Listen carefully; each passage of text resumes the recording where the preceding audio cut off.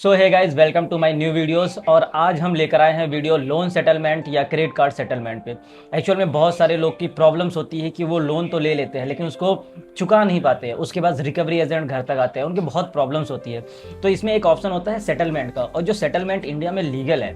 तो इस टॉपिक पे एक हमारे पास एक्सपर्ट आए हुए हैं जिन्होंने 100 से ज़्यादा लोन सेटलमेंट और क्रेडिट कार्ड सेटलमेंट कराए हैं। सो इनके साथ डिस्कस करते हैं और आपके बहुत सारे क्वेरीज इसमें सॉल्व हो सकते हैं। सो बने रहें इस वीडियो के लास्ट तक। सो सर, ये पहले ये बताइए कि लोन सेटलमेंट करना सही है या गलत है? जहाँ तक देखा जाए तो लोन सेटल ना ही कराए तो बेहतर होगा। ओके। इससे क्या होता है कि जब आप लोन सेटल करते हैं हाँ। उसमें बहुत सारे रीजंस होते हैं। ओके। लोन ऐसे सेटल भी नहीं होता है, उसमें आपको रीजंस देना पड़ेगा कि आप ओके। लोन सेटल क्यों कर रहे हैं। आपका जॉब लॉस हुआ है, हम्म। आप फाइनेंशियल इशू है, या हम्म। फिर आप बीमार हो गए लंबे टाइम तक। ये सारी सिचुएशन देखी जाती है। Bank okay. आपसे कभी कभी कुछ बैंक्स हैं कि जो आपसे लीगली पेपर डॉक्यूमेंट्स आपको देना पड़ता है सेटल करने के दौरान, ओके। चाहे कार्ड हो चाहे लोन हो। अच्छा, अगर मान लीजिए हमारे किसी ऑडियंस ने या मैंने ही खुद लोन लिया है, ठीक है, और मेरी हालात ऐसे नहीं है कि मैं लोन को पे कर सकूं, मतलब कि मैं जॉबलेस हो चुका हूं, मेरे घर पे मेरी फैमिली में इश्यूज़ है और मेरे पास पैसे नहीं है और मेरे पास बार बार कॉल्स आ रहे हैं। तो उस कंडीशन में हमें सेटलमेंट कराना चाहिए या नहीं कराना चाहिए? सेटलमेंट अगर कराते भी है तो हमारे इन फ्यूचर क्या क्या नुकसान हो सकती है? पहली बात तो ये आप समझ लीजिए कि अगर किसी भी बैंकर्स का फ़ोन आ रहा है, या फिर रिकवरी एजेंट का फ़ोन आ रहा है, या फिर आपके कस्टमर एग्जीक्यूटिव का फ़ोन आ रहा है बैंक से, तो आप उस बैंक वाले का फ़ोन रिसीव कीजिए और आप अपनी प्रॉब्लम को बताइए ओके। कि हमारे साथ ऐसा ऐसा प्रॉब्लम है। ओके। आप उनसे टाइम लीजिए।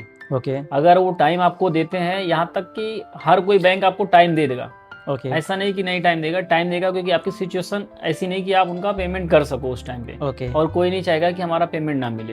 ओके। अगर आप अच्छा सर, एक चीज़ बताइए, क्या हमारे सिविल पे इम्पैक्ट पड़ता है लोन सेटलमेंट करने का, या क्रेडिट कार्ड सेटलमेंट करते हैं, दोनों में से? सिविल पे इम्पेक्ट पड़ेगा। ओके। सर, सिविल के बारे में क्या बताना चाहेंगे आप हमारे ऑडियंस को? सिविल के बारे में आप बहुत अच्छे से एक्सपर्ट, क्योंकि आप सिविल से ही डील करते हैं। हमारे ऑडियंस को आप क्या बताना चाहेंगे सिविल्स को लेकर? तो जहाँ तक ये है कि आप कभी भी देखेंगे, आप अपने गूगल पे, फ़ोन पे, कोई भी आप कहीं से भी आप सिविल स्कोर चेक करते हैं, तो उसमें होता है एक ट्रांस यूनियन सिविल होता है, कि जो कि ओके। आरबीआई गाइडलाइन के थ्रू काम करता है। और आपके पैन कार्ड, आधार कार्ड जो भी आप अटैच करते हैं, ओके। वो सिस्टम जनरेटेड होता है, पूरा आपका केवाईसी करता है और वेरीफाई करता है। कभी भी आप लोन लेने जाएंगे तो सिविल ही आपका पूरा करेगा, कंप्लीट ओके। करेगा केवाईसी। उस केस मतलब। में क्या होता है सर हाँ। कि आपको सिविल पे ही रिपोर्ट होता सारी चीज़ें। ओके। मतलब कि अगर आप किसी भी बैंक से कुछ भी लेते हैं, जैसे कि लोन लेते हैं या फिर क्रेडिट कार्ड लेते हैं या फिर बिजनेस लोन लेते हैं या कोई भी लोन लेते हैं, तो सारा चीज़ रिपोर्ट होता है हमारे सिविल पे। एग्जैक्ट। एग्जैक्ट। मतलब सिविल एक्चुअल में क्या, सिविल को कैसे डिफाइन करना चाहेंगे? अगर आप डिफाइन करेंगे तो इंडिया के ये किस आरबीआई के गाइडलाइन के अंडर आता है सिविल? सिविल आरबीआई के गाइडलाइन के अंडर आता है, और उसमें आपकी सारी इंफॉर्मेशन रहती है, प्रोफाइलिंग रहती है। आप कभी भी सिविल, अभी तो बहुत सारे मार्केट में आ गए हैं, गुड स्कोर है, बहुत सारे मार्केट में आ गए हैं, बट आपको ट्रांस यूनियन सिविल जो है हाँ। आपको सबसे बेहतर और सबसे अच्छा रिजल्ट देता है। आप कभी भी इन केस देखते हैं कि बहुत सारे लोगों के लोन्स नहीं हैं उनके नाम से। तो मैं एक चीज़ बताना चाहूँगा, आपका सिविल जो होता है वो आपके पैन कार्ड से अटैच होता है। एक बार आपका पैन कार्ड नंबर जो है वो एक बार सिविल को चला जाता है, आप चाहे जितने क्रेडिट कार्ड्स लीजिए, चाहे जितने लोन लीजिए, सारे आपके पैन कार्ड से ही टाई अप रहते हैं। मतलब कि एक बार आपने लोन ले लिया या आपने लोन पे फ़ोन भी क्यों ना ले लिया, वो भी आपके सिविल पे दिखेगा, क्योंकि आपका पैन कार्ड लग चुका है। सर, अगर एक बार आपने जो है लोन सेटलमेंट करा दिया या क्रेडिट कार्ड सेटलमेंट करा दिया, तो क्या फ्यूचर में लोन मिल सकता है या क्रेडिट कार्ड मिल सकता है? Good question. क्या होता है कि अगर हम लोन सेटल कराते हैं या फिर क्रेडिट कार्ड सेटल कराते हैं, तो हमको वापस से आफ्टर 6 मंथ के बाद हम आप वापस से एलिजिबल हो जाते हैं, अप्लाई कर सकते हैं और हम ले सकते हैं लोन। लेकिन सर, अगर हमने जो है लोन सेटलमेंट कराया है तो क्या हमारा सिविल स्कोर उसके बाद भी इंक्रीज करता है? कुछ एजेंसीज हैं जो एनबीएफसी बैंक है, वो आपके सिविल को ज़्यादा डाउन कर देते हैं जब हम ओके। लोन सेटल करते हैं। ओके। और जो बैंक्स हैं, हमारे बैंक्स हैं, वो हमारे सिविल को बहुत कम इम्पेक्ट डालते हैं। ओके। नॉर्मल बैंक्स हमारे सिविल को कम इम्पैक्ट देते हैं। बराबर। ठीक है। सर, लोन सेटलमेंट लीगल है या लीगल नहीं है? नहीं, देखा जाए कि लोन सेटलमेंट तो हमारे इंडिया में लीगल है, क्योंकि कोई नहीं चाहता कि हम अपने लोन को सेटल करें, क्योंकि सेटल करने से क्या होता है कि हमारे सिविल पे बहुत बड़ा इम्पैक्ट आता है, हमारा सिविल डाउन हो जाता है। ओके सर, लोन सेटलमेंट करना ज़रूरी होता है या लोन क्लोज करना, दोनों में क्या डिफरेंस आता है? नहीं, लोन सेटलमेंट आदमी बहुत बुरी परिस्थिति में आके तभी सेटल करता है, कोई नहीं ओके चाहता कि हम लोन को सेटल करें। ओके सेटल करने से आपका सिविल डाउन होगा, आप लोन क्लोज करेंगे, आपका सिविल इंक्रीज होगा। Okay sir, bank loan settlement का ऑप्शन क्यों देता है? इसमें बैंक का क्या फ़ायदा होता है? बैंक का फ़ायदा देखिए, बैंक बहुत कहते हैं ना कि बहुत ज़्यादा परेशान हो जाता है, वो चाहता है कि मेरा कुछ ही पैसा निकल जाए। ओके बैंक ये चाहता है कि मेरा कुछ ही पैसा निकल जाए ओके कस्टमर से, हाँ मेरा पैसा डूबे ना। क्योंकि हाँ अगर आपका EMI 24 मंथ का है, हाँ आपने 12 मंथ पेमेंट कर दिया है, हम्म, 12 मंथ का आपका EMI बचा हुआ है, हाँ तो नियर अबाउट बैंक को प्रिंसिपल अमाउंट का अमाउंट 70% 50% मिल चुका रहता है। ओके जो बैंक का इंटरेस्ट रहता है हम्म वो ज़्यादा रहता है। ओके हम कभी भी क्या होता है कि हमारा EMI सपोज दैट 15,000 है, हाँ तो हम क्या करते हैं 15,000 में हमारा मेन अमाउंट जो रहता है हाँ वो हमारा प्रिंसिपल अमाउंट सिर्फ 5,000 7,000 ही कटता है। हाँ तो राइट बैंक राइट को इंटरेस्ट जा रहा है 7-8 हज़ार, बैंक को इंटरेस्ट जा रहा है, हाँ तो उसमें बैंक ने तो प्रॉफिट कमा ही लिया है हाँ आपसे। हाँ यस यस यस। तो जब आप कभी लोन लेते हैं या आप लोन लेते हैं या फिर आपने क्रेडिट कार्ड को ईएमआई में कन्वर्ट किया या फ़ोन को ही ईएमआई में कन्वर्ट किया, तो क्या होता है कि बैंक जो हमेशा ना रिड्यूसिंग इंटरेस्ट पे आपको जो है, रिड्यूसिंग अमाउंट्स पे जो है इंटरेस्ट लेता है। तो मतलब कि जैसे भी आप आपका अमाउंट 1 लाख रुपए आपने लिया है तो इंटरेस्ट वो पहले लेते हैं और जो प्रिंसिपल अमाउंट होता है ना वो लास्ट में लेते हैं। तो एक्चुअल में अगर आप लास्ट में छोड़ते हैं तो आपको लगता है कि मेरा प्रिंसिपल अमाउंट बचा हुआ है, बट एक्चुअल में वो इंटरेस्ट और प्रिंसिपल अमाउंट पहले ले चुके होते हैं सबसे ज़्यादा, और लास्ट में आपका जो उनका बचा हुआ पैसा होता है बस उतना ही लेना पसंद करते हो, और आप जब पे करते हो तो आपका 100% उनका इंटरेस्ट कंप्लीट होता है। सो किसी ने लोन लिया है और रिकवरी एजेंट का बार बार कॉल आ रहा है तो वो क्या करे? देखो क्या होता है, रिकवरी एजेंट को भी बैंक तो हायर करता है, क्योंकि अपना पैसा निकालने के लिए। तो रिकवरी एजेंट क्या लीगल है हायर करना या मतलब थर्ड उसमें पार्टी करना पड़ता है? थर्ड पार्टी रहता है, वो बैंक का नहीं रहता है। ओके रिकवरी एजेंट जो है बैंक थर्ड पार्टी से रहते हैं। बहुत सारे एजेंसी हैं, अभी ओके मार्केट में बहुत सारे एजेंसी आ गए हैं कि जो बैंक रखे रहते हैं। ये ज़्यादातर NBFC वाले रखते हैं। ओके NBFC वाले कैसा है, उनको बहुत टेंशन रहता है कि हमारा पेमेंट हमको नहीं मिलेगा, हम्म तो इसलिए वो लोग रिकवरी एजेंट हायर करते हैं। हम्म जबकि देखा जाए, रिकवरी एजेंट अगर आपके पास आता है, फ़ोन करता है, बार बार धमकी देता है, तो आप उनसे सीधा बोलो कि सर आप किस लिए फ़ोन कर रहे हो, आपको सेटल करना है या फिर अमाउंट। देखो हमारी सिचुएशन ऐसी नहीं कि आपको पूरा अमाउंट दे सके। ओके रिकवरी एजेंट से आप बात कीजिए, आप पीछे मत डरिए, डरिए नहीं, डरने की बात नहीं, कुछ नहीं कर सकता कोई भी। रिकवरी एजेंट सर आपको कुछ नहीं कर सकता, बिना इजाज़त आपके घर नहीं आ सकता। यही क्वेश्चन था सर कि क्या रिकवरी एजेंट किसी भी कस्टमर के घर जा सकता है या नहीं जा सकता है? ये हमारा गवर्नमेंट ने परमिशन नहीं दिया है कि कोई भी रिकवरी एजेंट आपके घर जाए बिना, विदाउट परमिशन, विदाउट नोटिस। हम्म नोटिस आपको मेल पे आता है, तो आप विद इन 7 वर्किंग डेज के अंदर आप मेल पे रिवर्ट कीजिए उनको। इस चीज़ का ध्यान रखिए, अगर आपने या आपका कोई दोस्त या किसी ने भी लोन लिया है, अगर उसके पास रिकवरी एजेंट का मेल आता है या बैंक का मेल आता है तो आप बैंक से बात करिए, उससे पीछे मत हटिए। अगर आप किसी चीज़ से पीछे हटते हैं तो उसके लिए बैंक या फिर जो है रिकवरी एजेंट आपको फ्रॉड समझेगा। इस इस केस में आपके अगेंस्ट में वो कोई भी एक्शन ले सकता है, इवन कि वो आपके घर पे विदाउट नोटिस भी आ सकता है, क्योंकि उसने ऑलरेडी आपको एक बार नोटिस मेल पे दे चुका है। अभी मैं आपको बताता हूँ, मेरा एक कस्टमर था, उसका कुछ 4.5 का आउटस्टैंडिंग था मतलब लोन का। 4.5 लाख रुपए। 4.5 लाख का आउटस्टैंडिंग था। ओके वो पिछले 4 महीने से EMI नहीं दिया था। ओके उसको पहली बात तो उसको मेल आया, हम्म नोटिस मेल आया। हम्म एक जितने भी बैंक हैं हम्म सब एक वकील हायर करके रखे हैं। ओके हाँ, वो क्या करते हैं, वकील आपको, और वकील जो रहता है ना, हाँ वो नोटिस भेजने के लिए सिर्फ है। ओके वो सेटल नहीं कराएगा लोन आपका, ओके सिर्फ आपको नोटिस भेजेगा, हम्म आपके मेल पे भेजेगा, हाँ आपके व्हाट्सएप पे भेजेगा, आपके टेक्स्ट मैसेज में भी आएगा। ओके हाँ, यहाँ तक कि आपको आपके डॉक के थ्रू आएगा, पोस्ट के थ्रू आएगा, ओके आपको आपने रिसीव किया या नहीं किया, सिर्फ आप पोस्ट मैन जो रहता है, जो भी कुरियर वाला बंदा रहेगा, हम्म वो आपके घर जाएगा। हाँ आप नहीं मिले फिर भी किसी आपके पड़ोसी से पूछ लिया कि ओके हाँ जो XYZ कोई भी नाम है आपका, हाँ पूछ लिया हाँ ये है, फिर वो क्या करेगा ना, वहाँ पे उनको रिसीविंग दिखा दिए कि हाँ ये बंदा है, हाँ। और वो रिसीविंग हो गया। ओके। फिर आपको क्या करना रहेगा, विद इन 7 वर्किंग डेज के अंदर आपको रिप्लाई देना रहेगा कि हम इस सिचुएशन में हैं, हमारी सिचुएशन ऐसी है कि हम लोन को पेमेंट नहीं कर सकते हैं, हमारी जॉब लेस हो गई है, हमारी फाइनेंशियल कंडीशन नहीं ठीक है, या फिर हम बीमार चल रहे हैं। तो आपको ये चीज़ें रखनी पड़ेगी।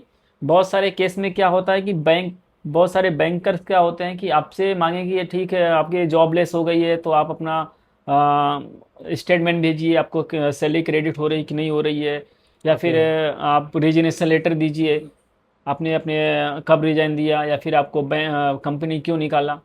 ओके। और बहुत सारे केसेज में क्या होता है कि अगर आप बोले कि हमारा एक्सीडेंट हो गया था, हमारी जॉब लेस हो गई, हम बीमार चल रहे हैं, तो आपको वो बोलते हैं कि ठीक है आप अपने मेडिकल सर्टिफिकेट भेजिए, आप अपना मेडिकल डॉक्यूमेंट भेजिए। ओके। हाँ, ऐसी सिचुएशन में ये होता है।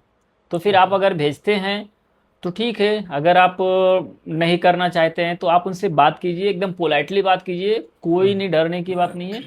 वो आपसे बात करेंगे, आपका सोल्यूशन निकालेंगे। वो चाहते हैं कि हमारा पैसा निकल जाए और आप चाहते हैं कि हमारा लोन सेटल हो जाए। यस। यहाँ तक ये होता है कि कोई कोई बैंक आपको 60% 70% तक आपको सेटल कर लेते हैं, निगोशिएशन में। निगोशिएशन करते हैं। आप कितना निगोशिएट कर सकते हैं वो आपके ऊपर डिपेंड करता है। ओके। हाँ, मैंने जिसका जो बता रहा हूँ 4.5 लाख का लोन सेटल कराया था, 70% पे कराया था सेटल। मतलब कि पहले से उसने अमाउंट जो पे किया था उसके बाद जो बचा हुआ 4.5 4.5 लाख, लाख, हाँ। 4.5 लाख बचा हुआ था उसको 70% लेस करा के लगभग 30% पेड कराया था, आपने सेटलमेंट कराया था। हाँ, 30%। तो क्या वो 6 महीने या 1 साल बाद तो वापस से लोन या क्रेडिट कार्ड्स वगैरह ले सकते हैं? हाँ, वो आफ्टर 6 मंथ के बाद वो आप लोन ले सकते हो। बट क्या होता है कि क्राइटेरिया यहाँ पे सिविल भी ये माने रखती है कि आपका सिविल स्कोर है कितना है। अगर आपका सिविल स्कोर 700 प्लस है, हाँ। तो आपको हर बैंक, एनबीएफसी वगैरह कोई भी आपको लोन दे सकता है ओके। After 6 month. ओके। अगर आपका सिविल स्कोर 750 है तो वेरी गुड। Okay, good. तो अगर आपके साथ ऐसा कोई सिचुएशन होता है जिसमें आपके हालात अच्छे नहीं होते हैं, आप बहुत परेशान हो, आप कोई ईएमआई बाउंस हो रही है, और सर एक क्वेश्चन था कि अगर किसी इंसान की 3 से 4 महीने की ईएमआई बाउंस हो रही है तो उस कंडीशन में बैंक क्या उनको टाइम देती है या फिर बैंक सीधे उसको फ्रॉड घोषित करना चाहती है? नहीं, फ्रॉड ऐसा, डिफॉल्टर ऐसा नहीं कर सकता बैंक। हम्म। बैंक पहले आपको सिचुएशन को समझेगा, आपसे वो कांटेक्ट करना चाहेगा। और अगर किसी का 2 से 3 महीने की ईएमआई बाउंस हो रही है तो फिर उस कंडीशन में क्या चार्जेस लगते देखिए हैं? क्या होता है कि अगर आपके पास होम लोन है, आपका होम लोन है चल रहा है, और आपका 3 ईएमआई बाउंस हो गया कंटिन्यू, तो आफ्टर 3rd ईएमआई के बाद आपको नोटिस आ जाएगा। ओके। आपको नोटिस आ जाएगा, आपको एज अ डिफॉल्टर करके आपके डोर पे स्टिक करके जाएगा बैंक। ओके। हाँ, मतलब दरवाजे पे कोई भी आते जाते देखेगा कि ये डिफाल्टर का घर है। हाँ, वो डोर पे स्टिक करके जाएगा। आपको पहले बैंक कांटेक्ट करना चाहेगा, आपसे कनेक्ट करके आपसे बात करना चाहेगा, आपकी सिचुएशन को समझना चाहेगा। अगर आप उससे बात करते हैं, अपनी सिचुएशन समझाते हैं कि ऐसी प्रॉब्लम है, आप उससे प्रॉमिस करते हैं कि हम नेक्स्ट मंथ में आपका टोटल ईएमआई या टोटल जो भी ओवर ड्यू है आपका पेमेंट कर देंगे। ओके। तो उस केस में क्या होता है कि आपको टाइम मिलता है। ओके। तो इसमें भी एक सिचुएशन और होता है, अगर आपके क्रेडिट कार्ड सॉरी अगर आपका कोई लोन चल रहा है, उस लोन में अगर आप ईएमआई 3 से 4 महीने का नहीं पे कर पा रहे हैं तो आप बैंक को कांटेक्ट करिए। और अगर आपकी सिचुएशन सच में बहुत ज़्यादा ख़राब है, आप नहीं पे कर पा रहे हो, आपके पास कहीं से पैसे नहीं आ सकते हैं, तो आपको 3 से 4 महीने और 6 महीने तक बैंक टाइम भी देती है। साथ में अगर आप चाहते हो कि अपने ईएमआई को रिड्यूस कराना है तो आप ईएमआई को रिड्यूस भी करा सकते हो। अगर आपका ईएमआई 10,000 रुपये का आ रहा है तो उसको आप 5,000 भी करा सकते हो, लेकिन बैंक चाहती है कि आप पे करो पैसा, और आप भी चाहते हो कि आपके सिविल पे कोई इम्पैक्ट ना आए, क्योंकि सिविल आपके लाइफ में सिर्फ एक बार ही आपके पैन कार्ड से अटैच होता है और पूरे लाइफ चलता है। क्या बैंक लीगली आपके घर या प्रॉपर्टी पे कब्जा कर सकता है क्या, अगर आपने क्रेडिट कार्ड्स का लोन नहीं पे किया है तो? Okay, good question.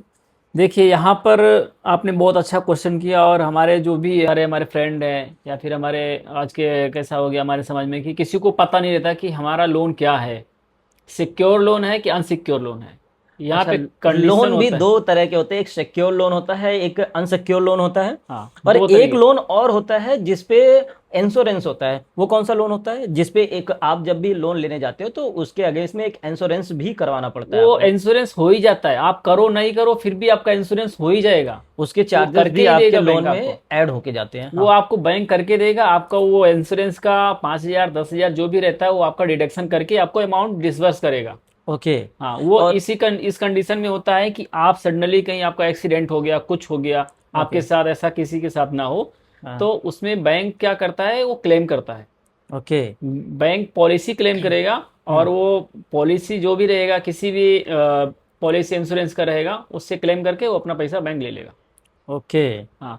और दूसरी बात ये हुई कि जो सिक्योर लोन होता है, हाँ। सिक्योर लोन आपको आपके प्रॉपर्टी पे मिल सकता है। Secure loan okay. Okay. Mainly आपको प्रॉपर्टी पे ही सिक्योर लोन मिलता है, हाँ। और आपके ज्वेलरी पे मिलता है। ओके। ये सिक्योर लोन है। सिक्योर लोन में क्या होता है कि अगर आप अपना पैसा आप ईएमआई या नहीं अदा करते हैं, तो आपकी प्रॉपर्टी या फिर आपकी ज्वेलरी जब्त कर ली जाती है।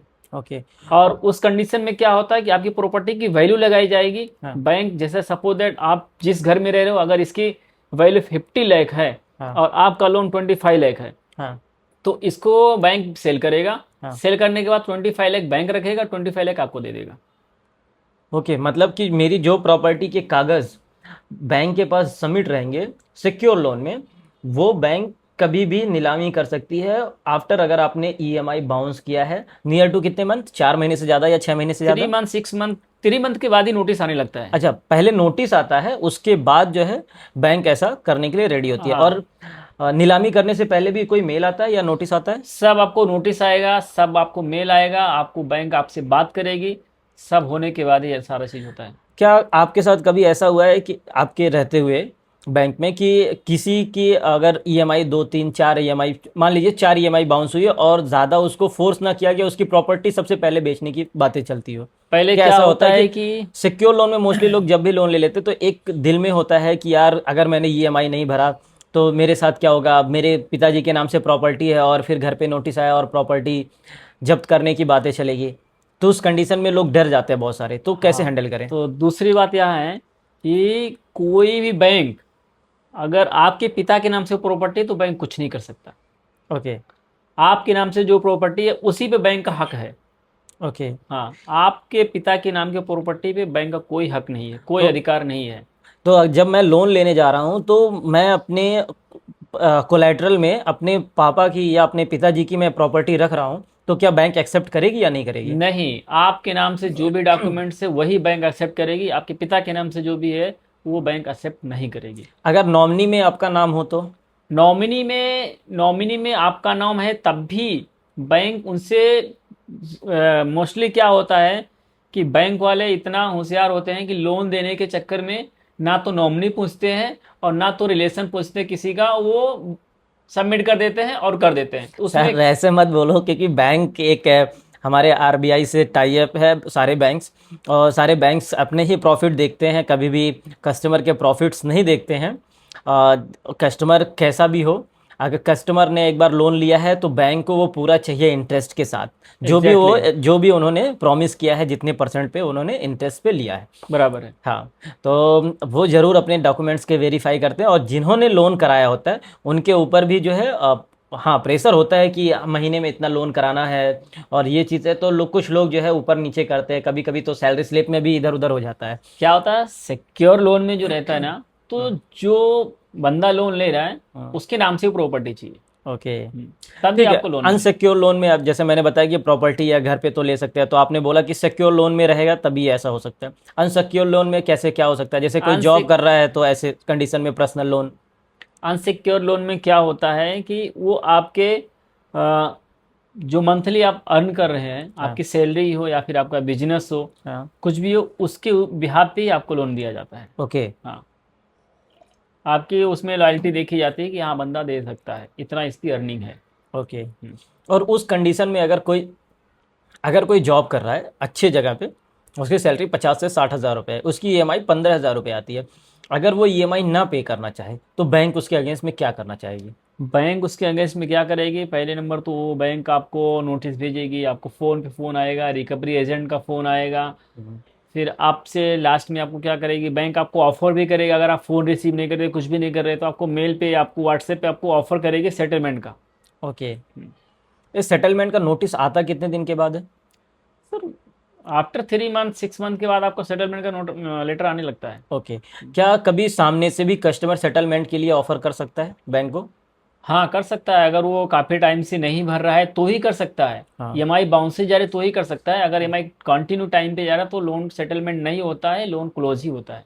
ओके, क्या व्हाट्सएप फ़ोन सेटलमेंट वैलिड होता है क्या, कि व्हाट्सएप पे आपके फ़ोन सेटलमेंट का मैसेज आए, या फिर आपके लिए कोई कॉल पे सेटलमेंट का मैसेज कॉल आए, तो क्या ये वैलिड होता है? देखिए जो भी रिकवरी एजेंट होते हैं तो उनका तो कॉल तो आता ही है, हम्म। और व्हाट्सएप पे भी आता है। हम्म। बस यहाँ पे आपको ये देखना है कि वो जेन्युइन है या नहीं है, क्योंकि स्कैम बहुत ज़्यादा चल रहा है आज की डेट में, फ्रॉड चल रहा है। हाँ। तो उसमें आपको देखना है, अगर आपके सपोज दैट आपके किसी बैंक से है, कोटक से है, मनीव्यू से है, क्रेडिट बी से है, तो वो लोग मोस्टली क्या करते हैं, आपके व्हाट्सएप पे ही आपको सेटलमेंट का ऑफर देते हैं। हम्म। तो आप उस पर क्लिक करने के बाद आपको उसमें दिखाएगा अकाउंट होल्डर। हम्म। तो किसी भी एनबीएफसी बैंक से लिए या फिर अपने प्राइवेट बैंक से, फाइनेंशियल बैंक से लिए, तो उसमें उसका एग्जैक्ट नेम दिखेगा। ओके। हाँ, तो ही आप पेमेंट कीजिए, नहीं तो आप उनको मेल पे बोलिए कि आप हमारे मेल पे हमको मेल कीजिए। हम्म। और मेल भी आप चेक करिए, आज की डेट में स्कैम ऐसा चल रहा है कि थोड़े से वर्ड सिमिलर दिखते हैं आपको लेकिन वो फ्रॉड रहते हैं। लेटेस्ट में बैंक ने भी, आरबीआई ने सभी बैंकों को गाइडलाइन दिया है कि सारे बैंक्स अब अभी अपने बैंक के नेम के लास्ट में बैंक.in ऐड करेंगे, ताकि वेरीफाइड हो सके कि ये ओरिजिनल बैंक है और ये फ्रॉड बैंक का लिंक आया हुआ है। जैसे एसबीआई है तो SBI.bank.in करके अभी नया वेबसाइट हो जाएगा लॉन्च, और ये आरबीआई का गाइडलाइन है। तो इससे थोड़ा फ्रॉड से बचिएगा। हम लोग फ्रॉड और स्कैम पे नेक्स्ट वीडियो में बात करेंगे। सर एक क्वेश्चन और था कि हरासमेंट कॉल से कैसे बचे, क्योंकि जो लोन रिकवरी होते हैं हमें लगता है कि लोन रिकवरी वाले बहुत इजी बात करते हैं, बट जब लोन रिकवरी का कॉल आता है तो मोस्टली टाइम वो गालियों से या फिर जो है स्वागत करते हैं ऐसी चीज़ें अपने कस्टमर की, तो नहीं, उस कंडीशन में क्या करें? कैसे क्या होता है कि हरेसमेंट कॉल तो आपको आएंगे, अगर आप डिफ़ॉल्टर हो गए या फिर आप ईएमआई काफ़ी टाइम से बाउंस कर रहे हैं, नहीं दे रहे हैं, तो आपको हरेस करेंगे। तो उस केस में क्या करना है कि कुछ नहीं, आप सीधा बैंक को अपने मेल कीजिए। ओके। आप अपनी बैंक को मेल कीजिए, आप मेल पे बात कीजिए, कुछ भी आता है आप बोले कि हमारा बैंक से हमारा कम्युनिकेशन चालू है। आप बीच में कुछ भी बात मत कीजिए। आपको आपके पास टिकट जनरेट होगा, आपके पास टिकट आएगा, आप उनसे बोले कि हमारा अपडेट है, आप मेल पे चेक कर लीजिए, फिर आप हमसे बात कीजिएगा। सर एक क्वेश्चन और है कि अगर बैंक से आपका बात चल रहा है तो रिकवरी एजेंट्स को क्या कॉल जाएगा बैंक की तरफ से कि हमारे इस बंदे को या हमारे इस कस्टमर को आप परेशान करो, उसके बाद भी जा सकता है कॉल? नहीं, कॉल्स कैसा रहता है, ये थर्ड पार्टी को जब फाइल चली जाती है, हाँ। जो रिकवरी को, हाँ। तो ही वो लोग फ़ोन करते रहते हैं। ओके। हाँ, अगर आप कस्टमर केयर से बात कर रहे हो, बैंक्स में बैंकर से बात कर रहे हैं, तो वो अपडेट करेगा, तो फिर उनको भी एक रिकवरी एजेंट को लास्ट क्वेश्चन भेजाएगा। ये है कि मोस्टली लोग को डर ये रहता है कि एक बार उनका 2-3 महीने की ईएमआई बाउंस हो जाती है, उनके पास रिकवरी एजेंट से कॉल आने लगती है, धमकियां आने लगती हैं, आप नहीं करोगे तो गाली गलौज भी चलते हैं कुछ। अगर उस कंडीशन में कोई बंदा बैंक जाता है, क्या बैंक वाले उसको अरेस्ट कर सकते हैं या फिर पकड़ सकते हैं या फिर उसके साथ कुछ मिसबिहेव कर सकते हैं? नहीं, ऐसा कुछ भी नहीं कर सकते। क्योंकि धमकियों में यही मिलता है कि उनको सुनने के लिए कि आपने पैसा नहीं दिया तो ये कर देंगे वो कर देंगे। ऐसे कंडीशन में मैंने क्वेश्चन की, लोग डर जाते हैं कि मैं बैंक जाऊंगा तो मुझे पकड़ लेंगे, जेल कर देंगे, तुमने पैसा क्यों नहीं दिया अभी तक? ऐसा कुछ भी नहीं है, इसमें डरने की बात नहीं है, उनका काम है डराना धमकाना, आपको डरने की ज़रूरत नहीं है। अगर ऐसा कुछ बोलते बोलते ठीक है, बोलिए अब ठीक है, आप हमको लीगली नोटिस दीजिए, हम्म। हम उसको एक्सेप्ट करेंगे, हाँ। और फिर आप कोर्ट में जाके बात कीजिए। ओके। लेकिन कोर्ट तक जाने से पहले अगर हम बैंक से ही डिस्कस करते हैं कि हमारे पास ऐसे ऐसे सिचुएशन है, तो हमारे जो भी अमाउंट है उसकी या फिर ईएमआई कम कर दी जाएगी, या अगर आप ज़्यादा प्रॉब्लम्स में हैं तो आपके लोन की सेटलमेंट कर दी जाएगी। तो इस चीज़ का ध्यान रखिए, डरने की ज़्यादा बात नहीं है। एक्चुअल में लोन सबके ऊपर चलता है कभी ना कभी। अगर आप कुछ भी करना चाहते हैं, अगर आप मिडिल फैमिली से हैं, या फिर आज के समय में सारे बिजनेस लोन्स वगैरह ही चलते हैं, सब लोग के पास लोन होता है, किसी का कभी बाउंस होता है कभी नहीं होता है।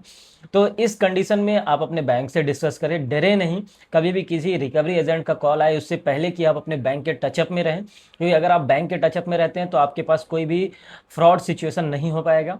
और बैंक भी चाहती है कि आप उनका पैसा प्रॉपर दे सके, और बैंक भी चाहता है कि आपका सिविल अच्छा रहे और इन फ्यूचर आपका और बैंक का रिलेशन अच्छा बने रहे। So sir, thank you so much हमारे वीडियो में आने के लिए और इतने अच्छे सारे नॉलेज देने के लिए। आपके